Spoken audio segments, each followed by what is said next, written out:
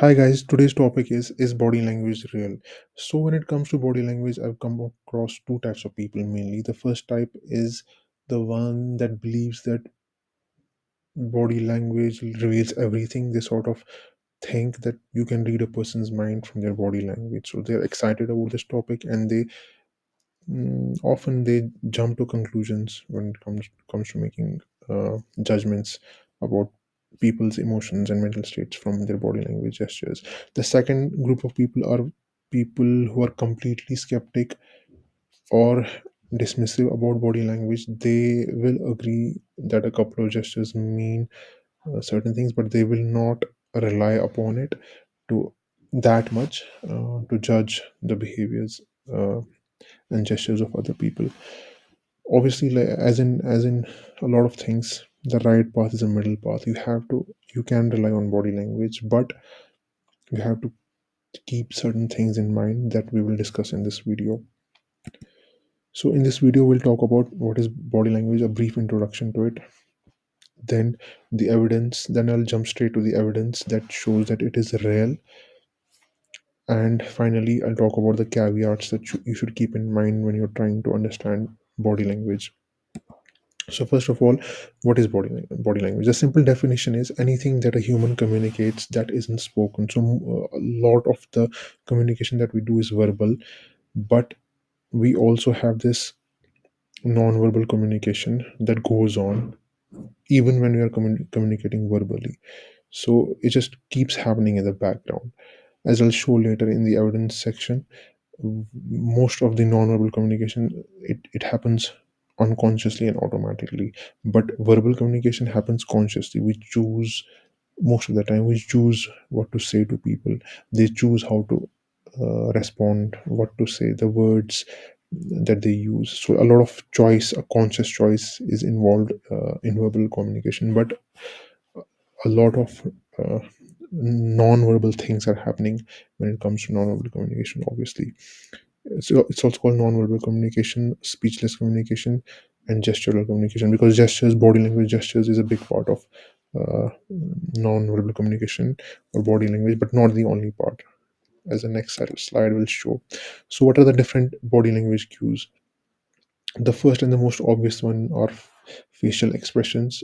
So nobody, it's very rare to come across anyone who doubts that certain facial expressions mean certain things. For example, when someone is smiling at you, you know what that means. They are evaluating you positively, so it doesn't um, matter what the superficial reason is for them smiling. Maybe you cracked a joke, or maybe they find you attractive. It doesn't matter. You know that they are evaluating you positively when they smile at you. Same with other expressions. There is very little doubt among people about what certain facial expressions mean. So in other words, facial expressions are the clearest and the most unambiguous body language cues. Eye contact, again, nobody will doubt that eyes communicate a lot. Like, you must have heard people say that he gave me a look of disgust, or she looked at me as if she hated me. So people know that eyes communicate a lot of information in our social interactions. Then voice tone and pitch, it's not just the way, it's not just what you say, but the way you say it, that matters a lot. Body gestures is a big component of body language, and this is where a lot of confusion resides when it comes to body language, because how can certain gestures mean certain things? It doesn't make sense, because people are so focused on the verbal communication and the facial expressions, the eye contact, the voice tone and pitch. They sort of think that body gestures are not that important, but that's not true. They are uh, equally important as these other cues. Body orientations, that means how your body is oriented, because when you must have read this, that when we are interested in someone and we want to engage with someone, our body sort of turns towards them. And it makes sense, because if you're not turned towards someone when you're talking to them, like, you're sort of you'll make them uncomfortable, and they'll think that you're not interested in talking to them, and that you give a signal that you want to go somewhere else. So that also matters in body language. And finally, proxemics, which means use of space. So how closely you're sitting to someone, how when you're standing and talking to them, how uh, far apart you are. All these things also matter. When we are psychologically and emotionally close to someone, we tend to be physically close to them as well. Now, what is the evidence that all this body language, like, that it's real, that it's solid, and that we can rely on it? First of all, as I said in the previous slide, body language is as good as facial expressions. Like, studies have shown that when people see the body language of other people, obviously when we see the facial expressions of other people, we know that they're feeling a certain way. So that emotions are very clearly communicated by facial expressions, but they're also clearly communicated by body language gestures. So they're as good as facial expressions in communicating emotions. So a lot of people have this mentality. They only think that facial expressions can reveal emotions, but and they sort of overlook body language, but body language also reveals the emotions, mental states, and intentions of other people. Nonverbal communication is observed in mammals and primates. So it's a feature of mammals and primates. Basically, most of the non-verbal communication that we do, we can see them in primates as well, because they're closest to us. But some are also observed in mammals, because the whole thing started in mammals. This gestural communication, body language, non-verbal communication started in mammals, and the reason for that is because a lot of mammals are social.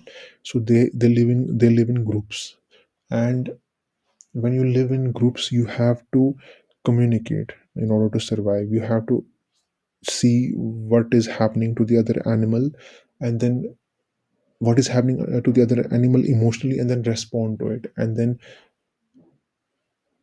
guide your own behavior from that. So mammals have to because they're social, they have to constantly look at how the other person is behaving and what emotions they're feeling, because that can provide them information about their environment. For example, if one mammal sees a predator, then that mammal gets scared and then runs. So the other mammals that are surrounding that mammal, they see that that mammal is getting scared, so they're also startled, and they also run. Even if there is no predator there, they'll, just by looking at the other mammal getting startled and running, they also get startled and they also run, because it is better, like over evolutionary time, it is better to respond to how your tribe members are behaving, how other mammals are behaving, than to actually see whether or not there is a predator. Because if you stop and actually see whether or not there is a predator, you might get killed during that process. So it's better to make a quick judgment about how the other person is feeling, and then acting on those emotions as soon as you can. So apes have been taught sign language very successfully, but cannot they haven't been successful in teaching them verbal language. So that is again evidence that this non-verbal communication of ours is rooted in our evolutionary history. Verbal communication likely evolved later, because in the African savannas, the landscapes, they became very sparse. So people had to move around a lot, so distance was involved. And when you are using verbal communication, you can communicate over longer distances. In order to observe body language, you have to be very close to that person. So as humans moved from the African jungles to the African savanna, so they had to travel over long distances, and they had to communicate over long distances. And verbal communication also helps in darkness. And the neurological evidence is that we have specialized neural networks for processing emotional body language. So it has been shown that even if you show facial expressions and body language for 250 milliseconds, which is nothing, which is not even half a second, that time period is enough for us to understand what emotion a person is feeling just by observing their body language. So this is how powerful this whole thing is, how highly attuned and sensitive we are to other people's body language and the emotions they are feeling. and this leads to the phenomenon of emotional contagion. I'm sure you've heard about emotional contagion. This is a uh, phenomenon where when a person is when one person is feeling a certain way, the other person also feels that way. So how is this transmitted between people? Usually, the first reason that comes to mind is that facial expressions. We see someone's facial expression of fear, and we sort of replicate that facial expression, or we see someone smiling, and we smile too. So when people talk about emotional contagion, this is what they think about, that we are seeing we see someone's expressions and we replicate those expressions. We not only do we replicate those expressions, obviously, but we also feel, because we feel the emotion that they are feeling, we replicate the facial expressions that they are showing. But this does not just, again, this doesn't just apply to facial expressions, it also applies to body language. So that means if you observe someone doing a particular body language gesture that transmits a particular emotion, y- studies have shown that that activates the motor regions of your brain, which motivate you to perform, feel the same thing and do the same action. So a good example of this is like motivational seminars, or when a footballer scores a goal. So when a footballer scores a goal, and he he spreads his arms out in victorious, that victorious gesture, and all the his team members also do that victorious gesture, not just because they're happy that he scored a goal, but because he is excited.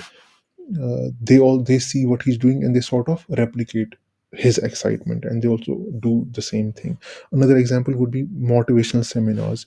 When you go to a motivational seminar, and the the motivational speaker, he has to speak in a certain way that evokes certain emotions in you. You cannot go to a motivational seminar where the person is like hunched over, they don't have the energy at all, they're talking, their voice is dragging. You will not be motivated in that seminar. So you have to listen. When you want to motivate yourself, you have to listen to someone who's already motivated, and who's already energetic, he's standing erect, his voice is like powerful and energetic, and he's speaking with power, and that gets transferred to you because you see him doing that those emotions get transferred to you via their facial expressions, via their voice tone, via their body language, and then you feel motivated as well. So this is how emotional contagion works. And again, like, it's a feature of the mammalian brain, because we had to be attuned to the emotions of the animals surrounding us for our own survival.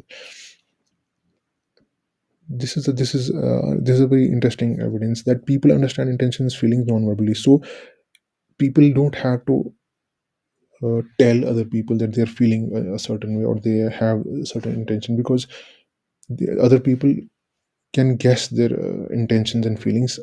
Not all This is not always accurate, but it's pretty accurate. So you can tell when someone is looking at you in a cruel way. You can tell that their intentions with you were not good. They don't have to say anything. It's just a look that they give you.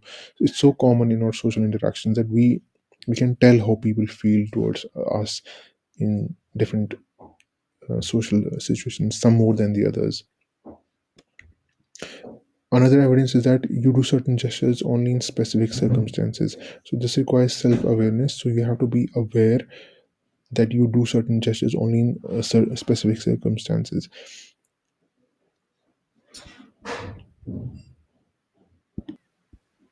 If you do certain gestures only in specific circumstances and you see other people doing the same gestures in those specific circumstances, it is likely that you are doing these universal human body language gestures, which likely mean the same thing.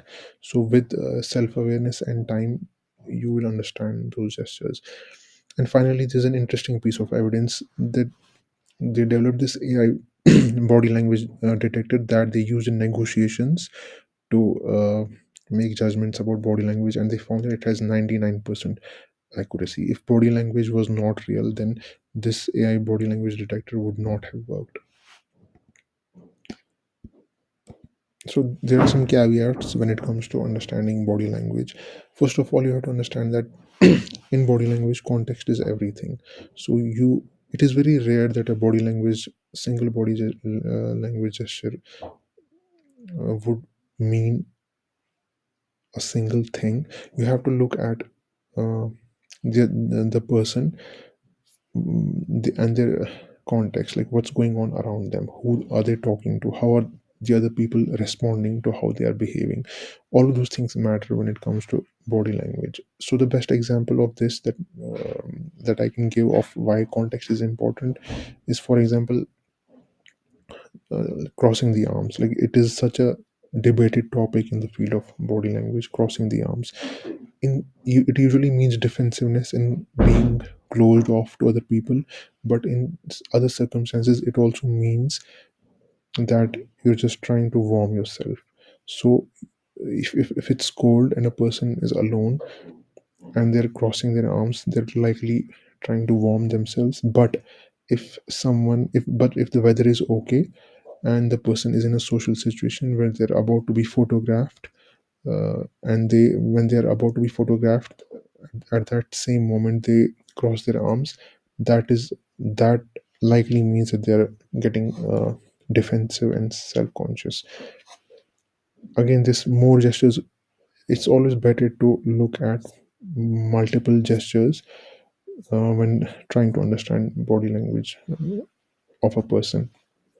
But that does not mean single gestures are not important. In some cases, single gestures do provide information about a person's emotional state.